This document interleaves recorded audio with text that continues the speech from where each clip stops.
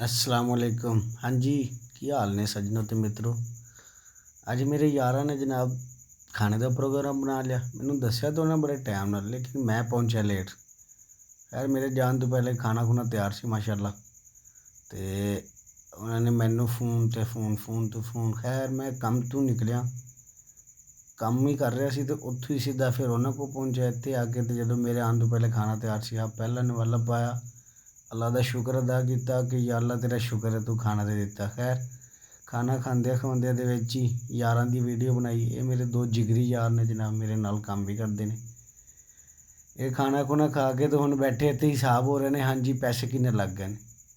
लेकिन वो हासी मजाक तो बाद फैसला हो गया भी यार जो भी हो गया ना हुण, कि एक बंदा अद्धे पैसे देवेगा तो बाकी दो बंदे अद्धे पैसे वो देंगे। वो फैसला हो गया। नाल ही अगले खाने की डेट तय होगी जी कि फलानी डेट में अगला खाना भी हो जाएगा। वो भी इंशाअल्लाह अजीज़ वीडियो यारां नूं शेयर हो जाएगी। तो अज की वीडियो के विच एक चीज़ ऐसी स्पैशल है, जिहड़े लोग क्रिकेट नूं जानते हैं या जिहड़े क्रिकेट वेखते रहे ने वो लोग जानणगे कि अज उन्होंने एक स्पैशल बंदा विखाया जाएगा वीडियो के एंड ते, और वो दस्सणगे कि वो बंदा किहड़ा है। तो मैं ज़रा उन्होंने मिलिया, तो मैं क्या जी यारां नूं भी शेयर कर दईए, भरावां नूं शेयर कर दईए। बंदा बड़ा डाडा है, पाकिस्तान का कामयाब तरीन कप्तान से, तकरीबन कामयाब तरीन जो एक काउंट कर लो, बेहतरीन कप्तान कह सकते हो, क्योंकि उसकी कप्तानी अच्छी रही। पाकिस्तान नंबर 1 टैस्ट की टीम बन के रहा। तो